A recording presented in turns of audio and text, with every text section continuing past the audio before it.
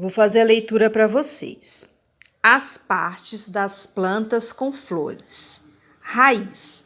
Fixa a planta ao solo e dele retira água e sais minerais.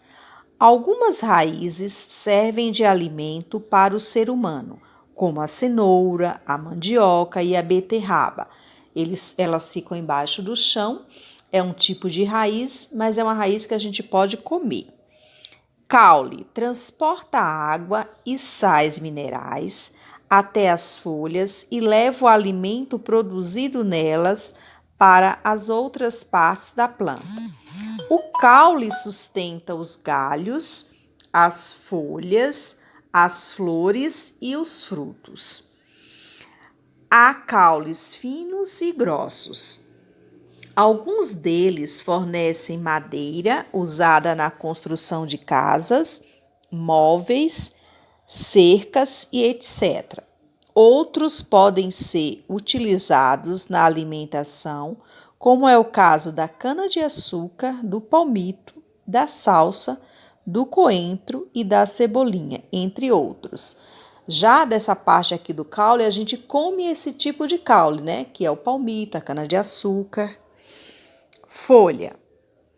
Órgão das plantas responsável por fazer a troca de gases com o ambiente. Por meio dela, a planta realiza a fotossíntese e a transpiração. Contém uma substância chamada clorofila que absorve a energia solar necessária para a planta produzir o açúcar, que a gente chama de glicose. Algumas servem de alimento, como as folhas de alface. Lembra da fotossíntese que eu falei anteriormente, né? Então, a planta é como se fosse uma vassoura, né? Ela limpa, tira aquele gás carbônico, que é o gás ruim, e devolve o gás puro, que é o oxigênio que a gente respira. Flores. São os órgãos reprodutores de muitas plantas. Nelas se formam as sementes.